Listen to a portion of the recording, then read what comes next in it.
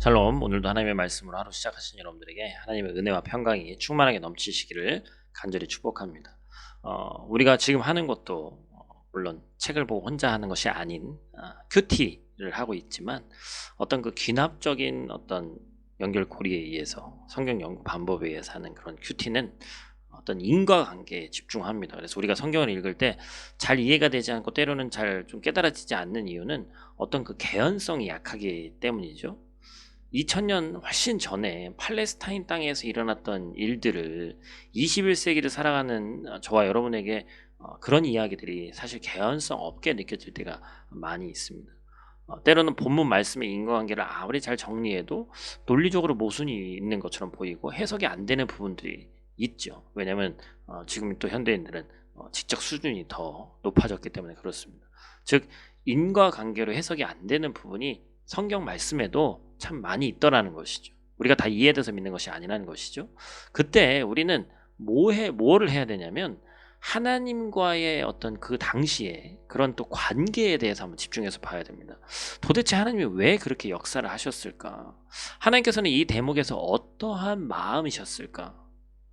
등장인물의 이런 행동은 하나님의 나라와 영광에 어떤 의미를 가질까? 이런 것들을 생각하면서 하나님의 마음을 일치하는 그러한 과정을 써 내려가는 것이, 또 겪어 내려가는 것이 진정한 큐티라고 할 수 있겠죠. 그래서 우리는 그 안에서 숨겨진 하나님의 뜻을 알게 되고 큰 은혜를 깨닫게 되는 것이죠.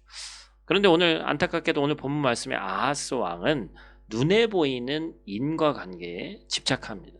그래서 그는 눈에 보이지 않는 하나님이 아닌 눈에 보이는 아수르를 선택하죠. 우리가 제3자 입장에서 봤을 때 어찌 보면 전지적 작가 시점 같은 이 조망에서 봤을 때 아하스 왕의 이 선택이 결국에는 아수르가 유다를 넘어뜨리게 하지 않습니까?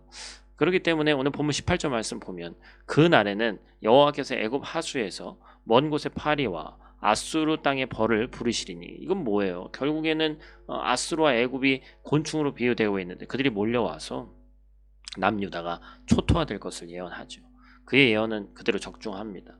아하스 왕이 믿고 의지했던 아수르는 결국에 유다의 목에 칼을 겨누고 유다의 남쪽에 있던 이집트 애국은 아수르를 저지하기 위해서 유다 땅을 점령해서 전초기지로 삼게 되죠. 결국에 이와 같이 하나님과의 관계가 아닌 인과관계에 집착하는 인생은 비참한 인생이 됩니다.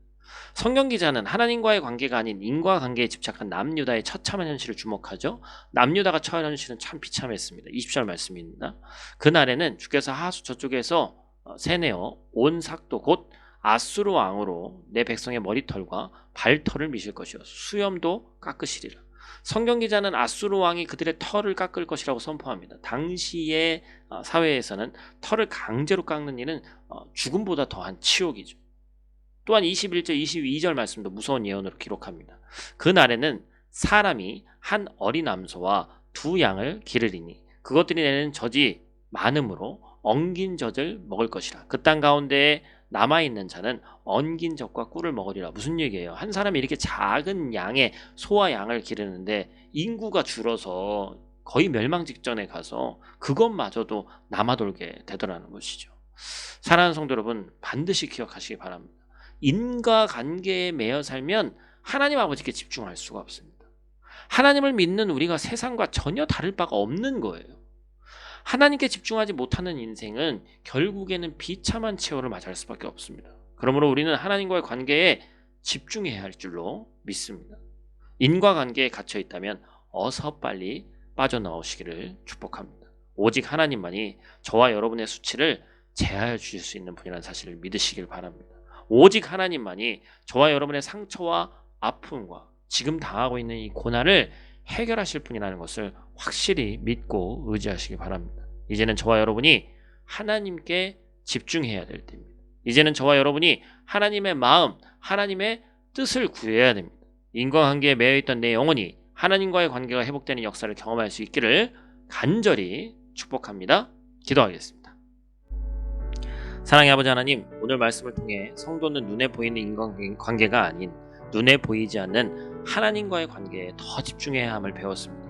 하나님과의 관계에 집중하지 못할 때 성도는 믿음의 선택이 아닌 왜곡된 선택을 할 수밖에 없음을 다시 한번 깨달았습니다. 그리고 결국 그 인생은 비참한 최후를 맞이하게 된다는 것을 다시 한번 알게 하시니 감사를 드립니다. 아버지 하나님, 나의 머리로 이해할 수 없는 고난 속에서 인과관계가 아닌 하나님과의 관계에 집중할 수 있기를 원합니다. 그런 놀라운 은혜와 축복의 주인공이 내가 되길 원하오니 오늘 하루도 함께하여 주시옵소서. 살아계신 예수님 귀하신 이름으로 기도드립니다. 아멘.